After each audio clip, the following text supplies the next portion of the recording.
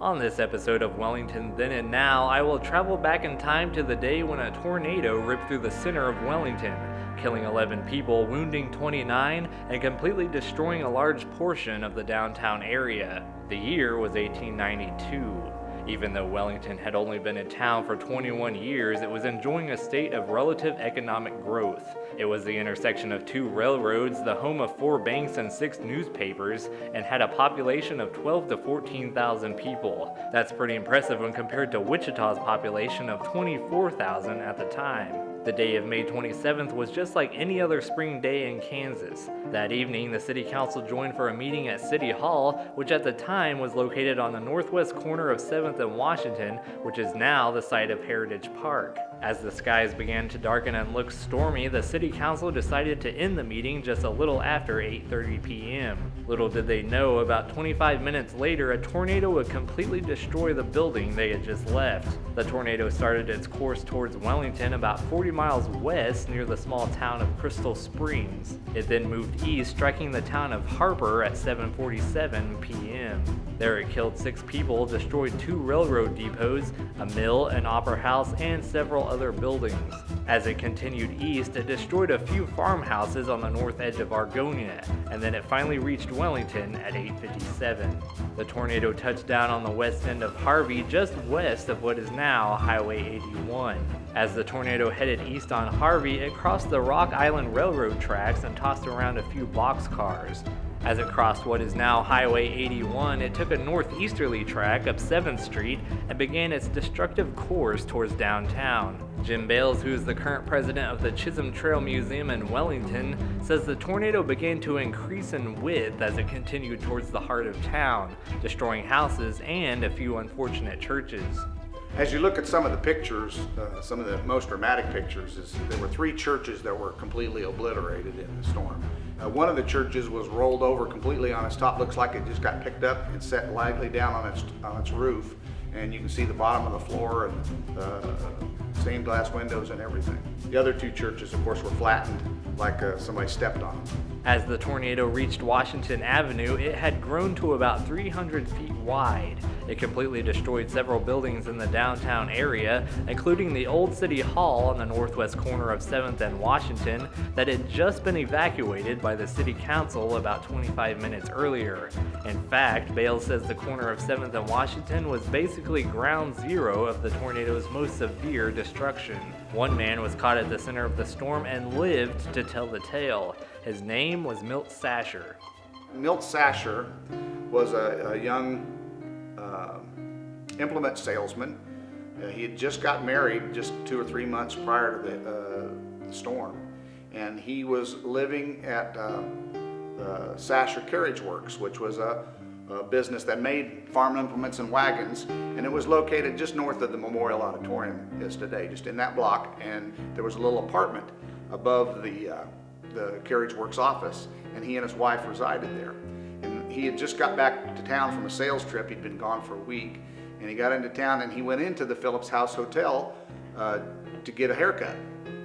Well, as he stepped in the door, one of his friends, Mr. Jim Hasty, saw him and knew that he was a young newlywed and just got back to town, so he stepped aside and let Mr. Sasher sit down and get his haircut. And as soon as he was done, he got up and he walked across the street and about to where the old dance studio is now, and that's when the storm hit right then, and it took out, of course, across the street, the courthouse. Sasher sought shelter on the east side of the Woods Opera House, which was here on the southwest corner of 7th and Washington. After riding out the storm, he then walked north across the street and realized the entire block had been destroyed, including his apartment. And he ran up to where his apartment was, and it was just flattened. In fact, it was a hole in the ground. Sadly, a candle, a lamp, something caught fire, and the building caught on fire and was burning. And Mrs. Sasher and her sister were inside the building at the time, and they could hear them screaming, and he had to be restrained because he was going to climb into the fires to try to save him. And of course, he pretty well was a vegetable from that. It took him several days to recover, if he recovered at all. The tornado destroyed most of the buildings at that intersection, including the Phillips House Hotel, where Sasher had just gotten his hair cut minutes before. It sat here on the southeast corner of 7th and Washington. It was one of the first hotels in Wellington. I believe it was the first hotel in Wellington. It was a wood structure, 2-story. There were several people from out of town that were staying there at the time, and it just completely leveled it. There was nothing, not even a floor left. I believe 11 people were killed in that building itself. Some of the people that were killed were locals. I believe there was a young teenager that was eating there and a young waitress that was working there. But there were also a lot of travelers, a fellow from Kentucky who was a horse trader, some people that were here selling, there was a piano tuner from Kansas City. Just impacted more than just Wellington lives. Mr. Sasher wasn't the only one who narrowly escaped the wrath of the tornado. 4 men just across the street had a run-in with a tornado that was a little too close for comfort. The building on the northeast corner of 7th and Washington, which today is an insurance agency, it was a grocery store at the time. From the research that I come up with, it was Warden and Schaefer Grocery. And there were 4 men in there that were kind of riding out the storm, and they were in the back of the building. And the storm came along and it sucked out the back of the building, and those 4 men along with it. It deposited 2 of them about a block and a half away, about over where St. Anthony's Church is. It left one of the fellows up in the tree, and the other fellow was beside the tree on the ground. Neither one of them were hurt too bad, but they had a story to tell, I'm sure. They actually rebuilt the building, and it still stands today. The corner of 7th and Washington was certainly not the only area affected. By the time the tornado had moved just east of Washington, it stretched from about Harvey to 9th Street.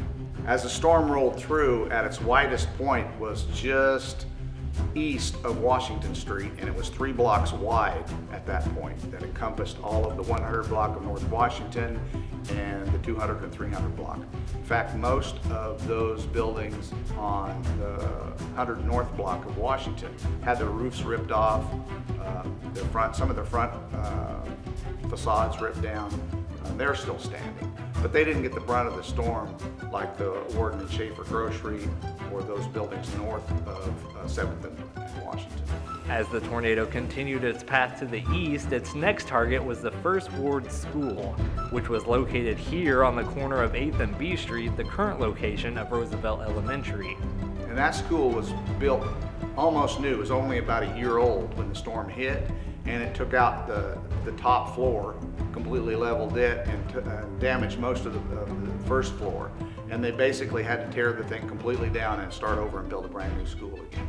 After paying a visit to the First Ward School, the tornado made one last stop before leaving Wellington. It continued to the northeast to about where the old junior high building is today, on the corner of 9th and A Street.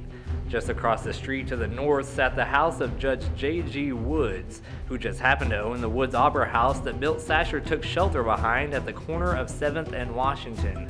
As the tornado headed straight towards Mr. Woods' house, his son Harry Woods was on the south side of town visiting his girlfriend and was completely unaware that a storm had even hit. When I did some research on this story, the thing that I found most moving was an interview of Mr. Harry Woods. Now, Harry Woods was a longtime Wellington newspaper editor here in town. But before that, his father, Mr. J.G. Woods, was a banker who owned the Woods Opera House, and he was also a judge. Anyway, he was visiting his girlfriend when a passerby came by and said that his father had been killed in the storm. And so he quickly ran downtown, and when he got to town, of course, everything was pitch black. He couldn't see anything. He had the foresight to grab a lantern before he headed down there, so he had a lantern with him, but he was probably one of the only people that did. And as he came across, he described some of the faces and the anguish of the people that he saw in the streets. People crying, men and women. Women were coming from the houses in the surrounding neighborhoods that weren't hit, looking for their husbands, and their husbands who were downtown but survived, they were into the neighborhoods looking for their wives. So it was total chaos, and it was pitch black, so nobody knew what was going on. As Woods made his way across town, he saw several familiar faces. He saw two men supporting Milt Sasher, who had just suffered a mental collapse after losing his wife in the destruction. He saw several others combing through the debris in search of loved ones. There was a Mr. Conradi who owned or operated the Phillips House Hotel restaurant, and his baby was in the building, and she did survive. Some people were digging the baby out of the building, but in the meantime, Mr. Conradi was just beside himself, and they had to almost restrain him. So the mental anguish and suffering that these people must have went through at the time, I just can't imagine. You know, this is early Wellington, no power, no lights, a terrible storm, you got people dead. It just had to be terrible. After witnessing this traumatic scene, Harry Woods was sure his parents were goners when he arrived at their house. Anyway, Harry made his way over to his father's house, which was just across the street from the old junior high, there on 9th Street and A Street. And the house had taken off the top block, or the top floor. It was completely gone, and that was the room, the bedroom of Judge Woods. And so he thought the worst when he got there. But he was standing there with his lantern, and he heard a voice behind him, and it was his father. And his father was in the bushes behind, and it said that he had left the house so fast that he didn't have time to put his trousers on. So him and his wife were hiding in the bushes, and Harry went around with his lantern and found a pair of trousers and got him dressed. And so there was some good and some bad there, but quite a time.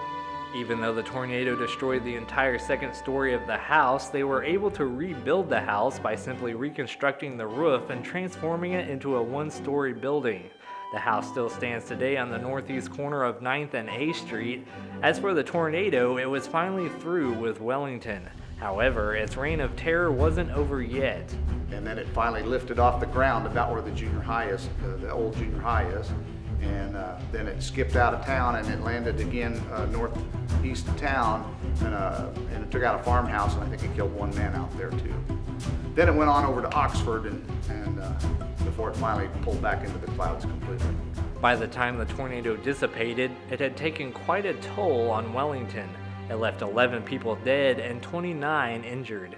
It damaged 4 newspaper offices and 1 school. It completely destroyed 3 churches, 24 businesses, 1 hotel, and 21 residences. But as one storm left, another storm was about to arrive. So after the tornado hit, of course, they wired up on the telegraph to the railroad office in Wichita, and the railroad sent down a special train first thing in the morning with people to help trying to find survivors and such.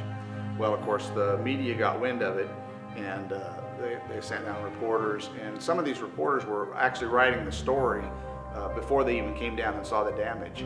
There's one article that I found in the research that a guy told about writing that story without not having any facts.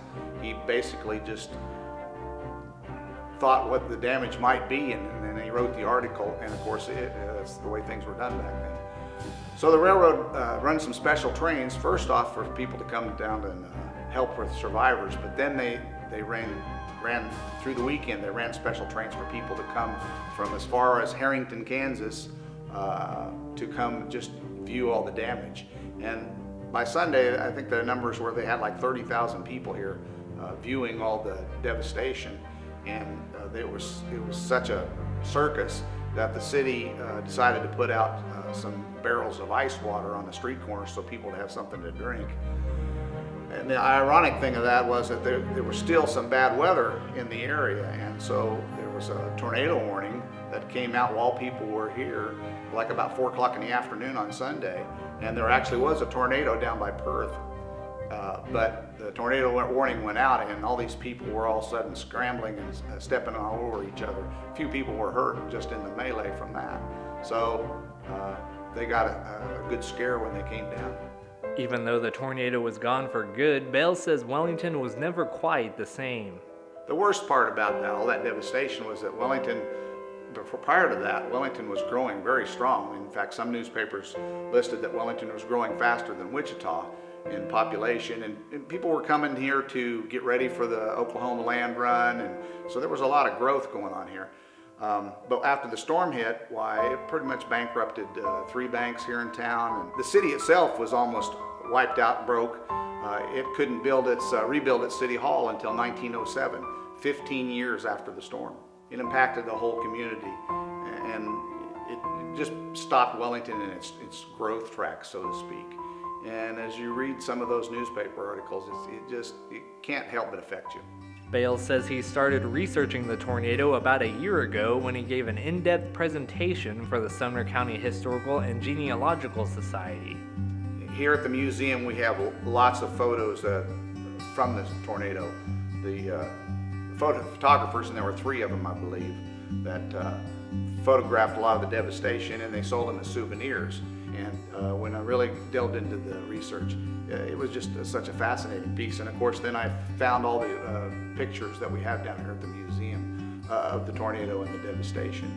And so it's a good story. It needs to be shared to all people that are like Wellington history. Bales also says the museum recently received a grant from the Kansas Humanities Council for the purpose of restoring and preserving files and photos like these. Hopefully you'll hear more about that, because they're going to send us some professional training to show us how to preserve our files and how to rehouse them in an archive grade so they'll be preserved for future generations for lots of research. Please come down and take a look at them. Come see our renovation project. It's pretty near completed, like 98% completion. Come down and see what they've done over the last year, and enjoy your museum. Who knew Wellington had such an interesting and devastating past? You never know what you'll find if you just do a little digging. That's it for now. I'll see you next time on Wellington Then and Now.